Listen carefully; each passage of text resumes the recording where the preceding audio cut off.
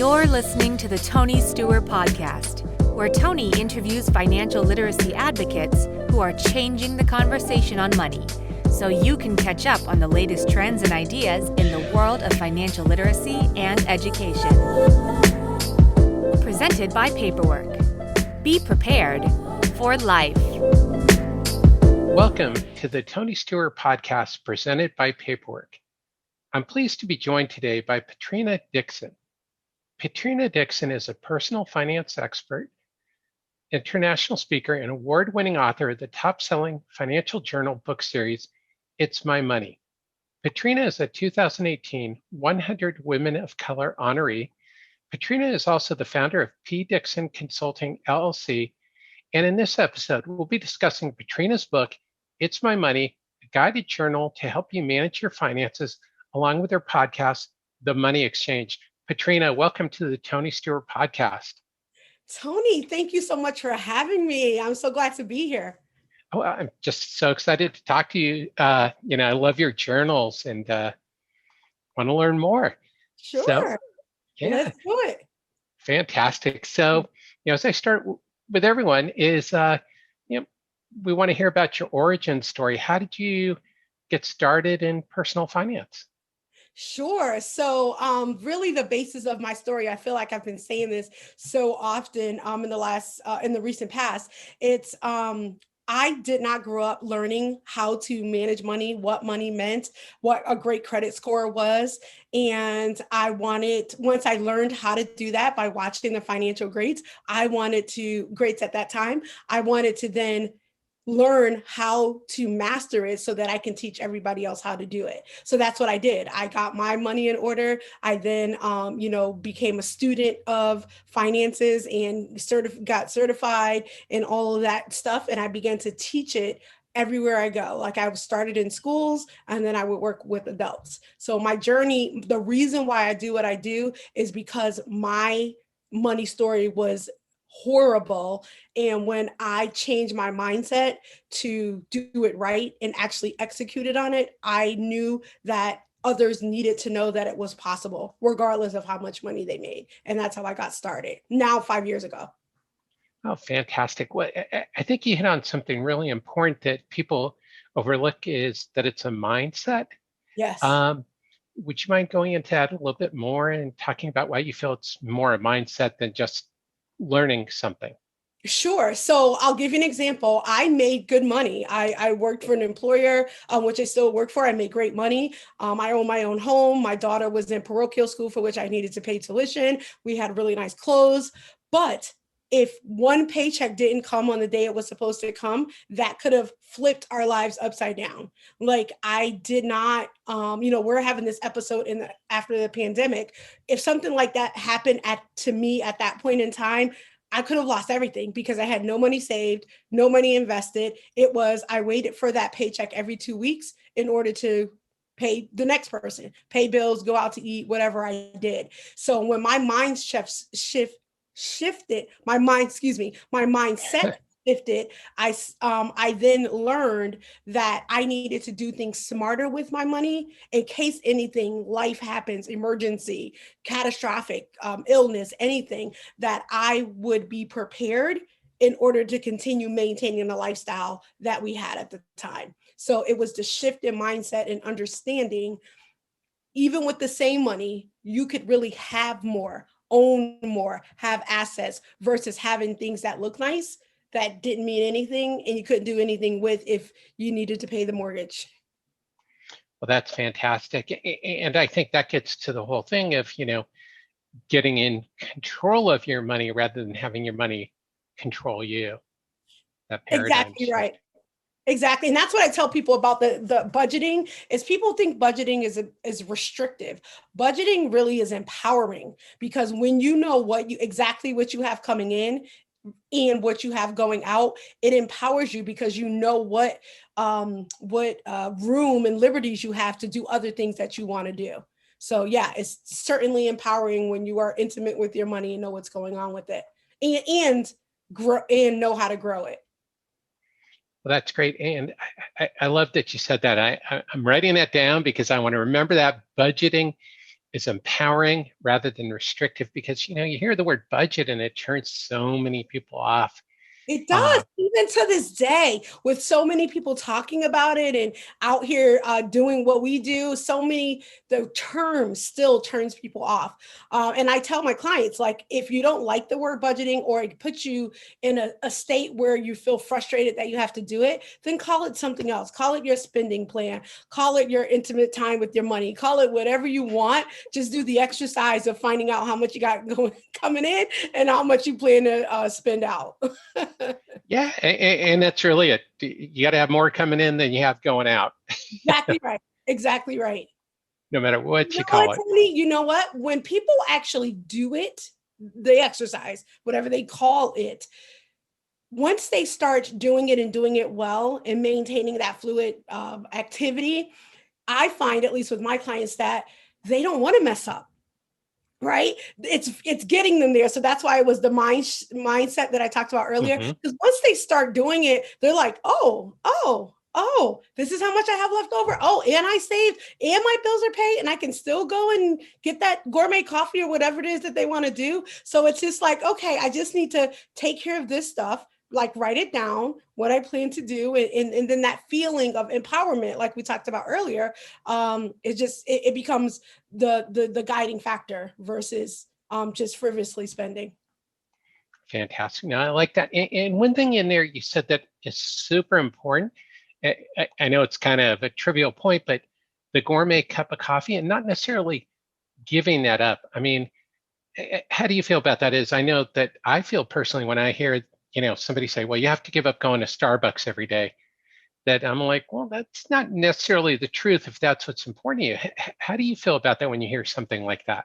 Yeah, so, well, I won't go into deep of my story regarding Starbucks, because I have a Starbucks story.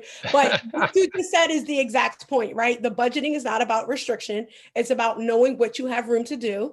And if what are the things that you like to do, because you start with your income and then you do your expenses. So if part of your expenses include Starbucks, then as long as you have it written down and you know exactly how much you allocate towards that particular item, that's perfectly fine. But oftentimes what happens is people write down their mortgage or rent, their car payment, car insurance, everything that has a due date that they know that they have to pay by a certain time. But the coffee, even the gas for the car, those things don't get written down. So they do them, and sometimes they do them in excess. So then it prohibits them from being able to do the stuff that have a due date. So if coffee is your thing, going out to eat is your thing, whatever your thing is, as long as you have that as a line item in your budget and it's within, to your earlier point, it doesn't make that expense column be greater than the income column, then you're absolutely fine if you like Starbucks. So just do it responsibly, meaning not responsibly like alcohol. I mean responsibly meaning if you have budgeted for $20 for a period of time, don't spend $60 just because you need to stay within what you budgeted. And so that's what I mean by responsibly. Well, and I like that. I think that is such an important point. It's it's personal. It's what works for you, and I think that often the financial services industry, is very fond of throwing out hard and fast rules, but it's all personal, and it's Isn't that what it's called? Personal finance. So that yeah. I tell that all the time, though, that personal finance is just that. The first word is personal finance. So even if you and I did the same thing, made the same money, we may spend differently, and what we spend on may vary, like the amount. So you have to do what works best for you. Definitely. I'm writing that down as well. I love it. Great quotes in here. So, let's talk a little bit about your book. You've actually got a series of books, but let's talk about your most recent one. It's My Money, a guided journal to help you manage your finances. Tell us a little bit about your book. Yeah. So one, I love the name. I have to tell the story. So it's a registered trademark. It's My Money, the way that is in the financial space. Love that. Nice. And it's came from a story. The name came from my daughter, where my mom and I had given her some money when she was younger, and we took her to the mall and she wanted to buy something. We didn't think that it was something that she should buy, right? Like, why do you want to get that? And she said back to me, it's my money. Like, you gave it to me. Can I just buy what I want? So I remember remember when I was writing, when the book was coming about, and I had like 50 titles of the name on my nightstand, and I rose up from the bed one day, and I was like, I know exactly what the name is going to be. And the reason why I tell that story is because even at her young age, because she was young at the time, in what the book was going to be about, it made perfect sense. It's your money. You want to do right by it. You want to do what you want to do with it. So when you have the knowledge and the fundamentals of how money works and how you should use money to your advantage, then you can do whatever you like. You can live your best life. That's what I tell people. You can live your best life if your money is right. So that particular book that is on shelves now is volume 1 of my journal series that was written in 2016. And that one is specifically for teens. So it was, well, I could say it was written for teens. I have plenty of adults that have purchased it as well, because if you've never learned the basic concepts, then that book could be for you as well. So what it does is teaches basic concepts: saving, budgeting, credit, the banking system, etc. And it has quick hit content in it, and it asks essential questions to reinforce the reading. It has action steps that are recommended based on what you've read. And it has inspirational quotes throughout, and it's written in journal format. So it has lines so that you can write things that you think you need to do or things that you've learned. And then there's a very robust glossary in the back as well. So, and it has a few stories. It has to tell some stories as well. So it's, it did really well. It's still, people still buy it today. It actually afforded me the opportunity to go out to high schools to teach juniors and seniors about money concepts, because they're still not taught personal finance in schools consistently. So that book afforded me that opportunity. Well, that's great. And yeah, it's sad that financial literacy is not part of the education system, but yet juniors and seniors are either going out into the workforce or they're going on to higher education, no matter what they're doing. But all of a sudden they're in charge of their financial lives. Exactly right. That's exactly right. And that's why the It's My Money, a guided journal to help you manage your finances, is a journal series. So it started off volume 1 for ages 13 to 18. Volume 2, which is dropping soon, is for the next age bracket. And then volume 3 would be for the next. So next age bracket being 19 to 25.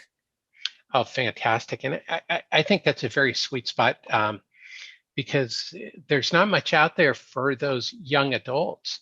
And they're struggling with a lot of very unique financial issues. So, yes. Especially this day and age. Yeah, yes. 100%. With all the college debt and everything, it's like, yeah. wow. Well, I mean, those that are going in or in right now, because a few things. One, some of them can't work due to some of the workforce shifts, like places they would have worked change due to the closures based on the pandemic. Parents lost of jobs, various different things. So in some situations, a little bit harder for folks to pay for college.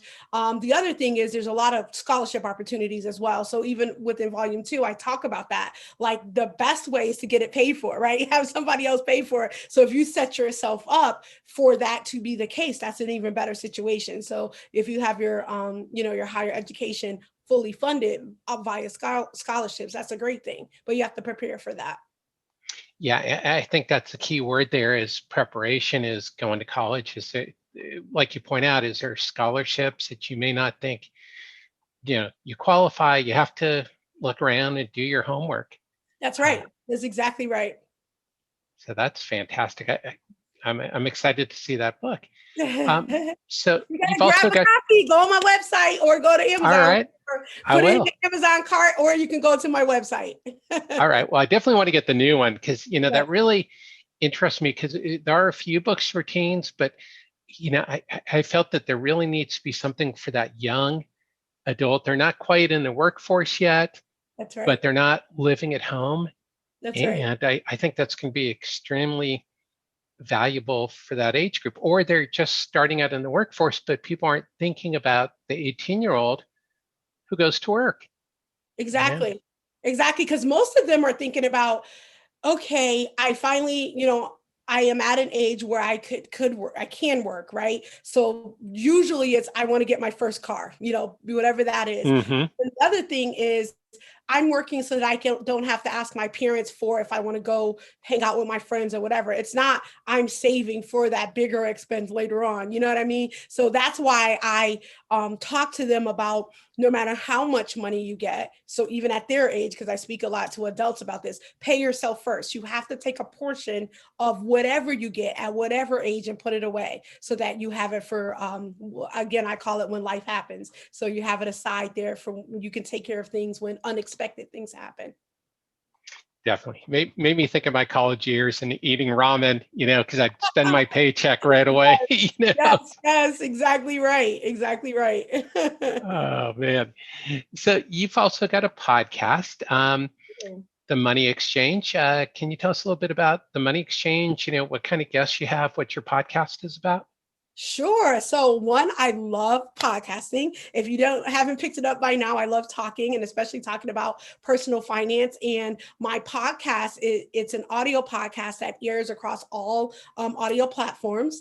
And it is the premise of the show is to bring forth guests, because all of my episodes have been interview style, to bring forth guests in two realms. One, experts in the money field and or folks that have overcome money situations, and entrepreneurs that have had the same situation. So found their ways, muddled through, or found capital to start their business. And they talk about how they were able to do that.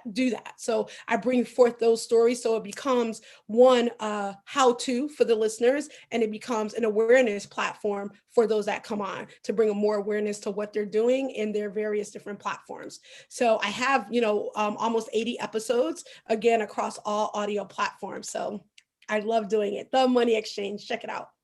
Well, that's great. And so, as you were talking, is this aimed at younger adults or is it for anyone? That's a great question. So it's anybody that falls in that realm. I mean, because as you know, these days you have like kids that are in middle school that are starting businesses, right? I think one of my guests actually is an entrepreneur that is in college. So she started her business while she was in school. So it's, if you fit that bill, and the bill is had a great money story, or started or an expert in the financial space, or started your business and made things happen to get money, or when you started it, you found capital along the way. That's for any age group. So it's those that need information on those two topics. It's for those folks. That's fantastic. So, and for anybody who's watching or listening today, there will be links to Patrina's podcast and to her book, so you can check them out. Those will be in the show notes. So, Patrina, what are some specific challenges for women with financial literacy? Is the financial education experience is a little bit different for women. What do you see as those specific challenges? So I think, like in a lot of different categories, women are still not treated equal. So even me as a personal finance expert, somebody that looks differently than I do may be regarded in a different way in a financial sector because of whatever that reason is. So I feel like there's still a lot of work to be done to regard women and women of all ethnicities in their expertise in a financial space. So I think that's number one from an expert standpoint. From a learning about money perspective, I think there's a lot of different situations, and I learned this from people just that I know and from clients that I have. Sometimes the women don't or aren't responsible for the bills, the money, even the making of the money. So therefore, sometimes their knowledge isn't at the level that it could be, but that is greatly changing. And the more people that look like them, so look like women that coming forth that are experts, the knowledge is spreading across so that more women are financially astute. So That's what I would say about that. I think that there's a lot of avenues for people to learn about money today that was not before. So people are learning. There's podcasts, there are coaches, there are financial advisors. There's a lot of different people that are now making themselves more accessible, so that people see that there's a broader population that's teaching personal finance, because finance is a touchy subject. If you feel like a person can't relate to your story, or and whatever that is, if we look alike, if if our bank accounts are different, then people feel like you can't really understand and help them if you don't understand the place that they're in. So the more representation of people that need assistance with money, is available, the better, the more people would know how to do money differently. And that's what it's all about. And that's another reason why I work with adults now, kids and adults, because their parents become my clients. Because if your kid come home tells you about, they learned this from the It's My Money lady, and you really don't have your money right now, you need to work with the It's My Money lady to get your money in order. Yeah. So that's what I would say. So there's still there definitely has been a surge in access to capital, so that we can even do what we do, and continue sustain that, and that, because that was different at one point in time as well. That's great. Well, and I think you mentioned something that's really important too, is that it even goes beyond the gender, that it goes across the diversity spectrum of people and money habits and how they're regarded by the financial services industry and vice versa. Yeah. And yet people don't understand each other's money stories and where they're coming from, because everybody's experience is different. Exactly right. That's exactly right. So it's great. That's one of the things on a podcast too, is I try to have a variety of guests from really different places, because everybody's got a unique message that's going to resonate with somebody else, because they may identify with somebody for, unfortunately, the shallow reason because they look like them, but hopefully more from the reason is that they listen, like with this podcast, and they go, well, I like your philosophy is, I don't Yeah. want to be restricted by my budget. That's a message that resonates with people. And like you said, it's great that there are more people out there talking about financial education. Yeah, that's exactly right. And that's why I thank you for being on the show, because I think the more awareness is made to the breadth of people that can help folks that need help in that space, the better. So the more opportunities that I am afforded to be on shows, to reach different audiences, I'm truly grateful for. So thank you. Oh, it's a pleasure to have you. Money perspectives, for my listeners, I just hope that they go, there's somebody whose message resonates with me, and I can identify with what they're saying, Yeah. their philosophy. They're not scolding me about their money. They're just talking to me about my money. And Exactly. Because guess what? Regardless of how I am with my money today, I once wasn't. And I do not think that somebody that made me feel worse than I felt already would be the person that would be ideal to help me, or I wouldn't want to take the action, because you don't get where I am. You know what I mean? So I truly get and again, it's not about not having the money, because I had the money. It was the choices I made with the money, because I cared more about, the things that looked like I had more money versus understanding what that really meant. So, and the famous quote from Maya Angelou is, when you know better, you do better. So once I found out and I got the knowledge, I wanted to do better. And that's what I strive to do. And that's how I teach my clients as well. That's great. That's a good North Star for anybody. Maya Angelou is amazing, but that's a whole nother podcast episode. So now that we've talked about these things, how do you feel we can improve financial literacy and financial education? Yeah. So I mean, I think that hits on what we just talked about a little while, is ensuring people understand that the information is there once you change your mindset. So wherever you are today, even today, or when they listen to this episode, it doesn't matter. You can't change that. What you can do is get the information so that you can move forward in a much different way. Even with the same amount of money that you're making, you can change how you operate your money so that things will be different for you. Now, some people may still, with the shift in mindset in the budgeting, still may not have enough coming in to pay out what they need. So there may be a need to bring in additional money, but we can talk about how you do that as well. So first you have to start with the reduction in spending of unnecessary things. And then you have to, so you notice I didn't say you have to get rid of it. You have to first reduce, because you can't go cold turkey, because you'll turn that back around. And then you reduce that. And then maybe you need to take on some ways to bring in additional funds. And I talk to people about how to do that. So that's what I would say with that. So there's a lot of people that can help with that. You can go advisor, you can go coach. There's podcasts that literally, there are great podcasts from wonderful people that tell you step by step what they did to get where they are. So oftentimes those stories are powerful because a person listening may be at that exact spot and can use the experience of somebody else to watch out for certain pitfalls and to follow in that step. It may not be exact, but it's a roadmap. And so that's why I love podcasts. You do need to be cautious because there's a lot of people that know that people need help in personal finance and just out telling people all kinds of things. So you want to make sure that you do your research, just like you would do with anything else. When you buy a car, find a gym, or whatever you do, you want to do your research on who you're working with so that you can feel comfortable with the data that you're getting or listening to or reading. But there's a lot of opportunities out here to help people what we call level up their money.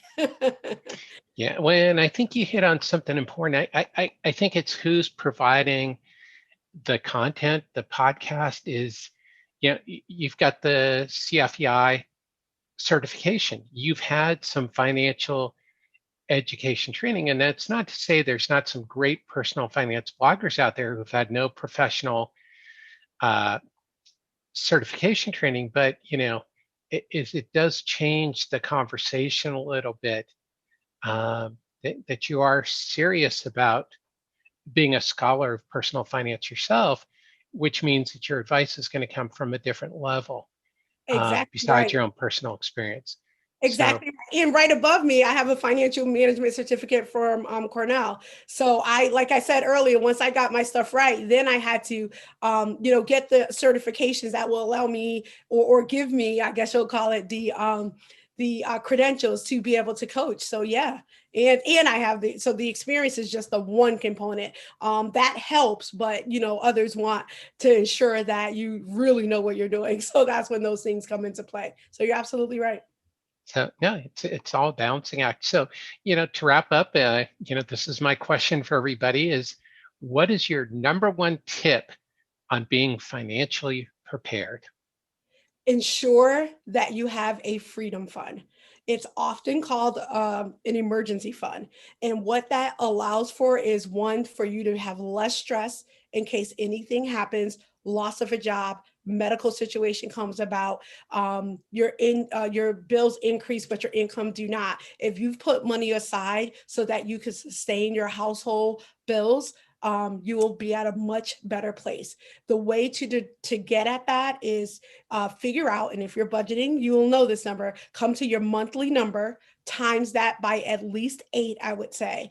6, 7, or 8. There's a different rule of thumb about each of them, but one of those months times that monthly number by that. Once you get to that sum, then you want to save in an online only high interest bearing account.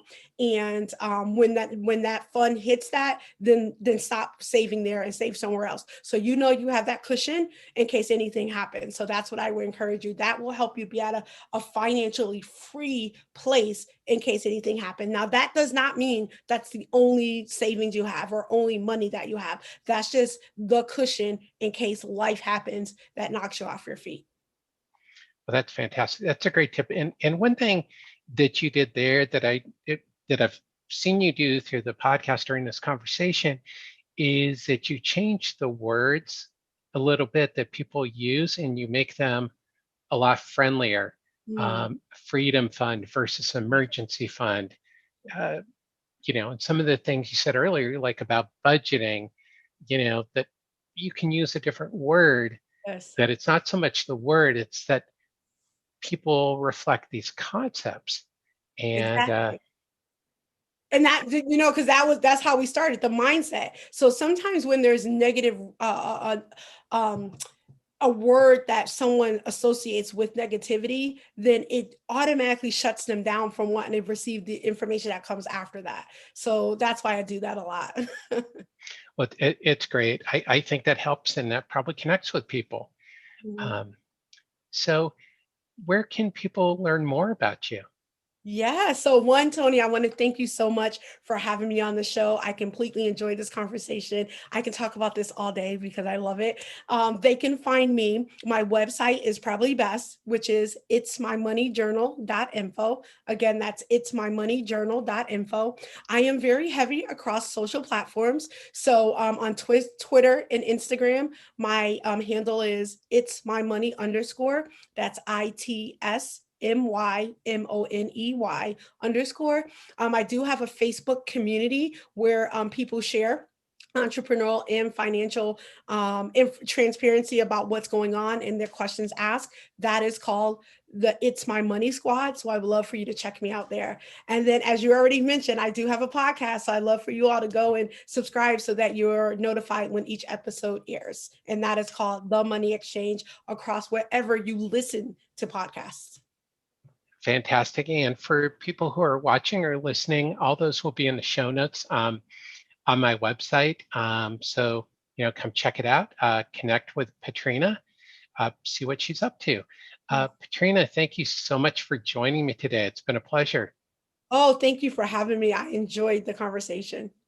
Fantastic. And to everybody tuning in, thank you for watching or listening to the Tony Steuer podcast. And until next time.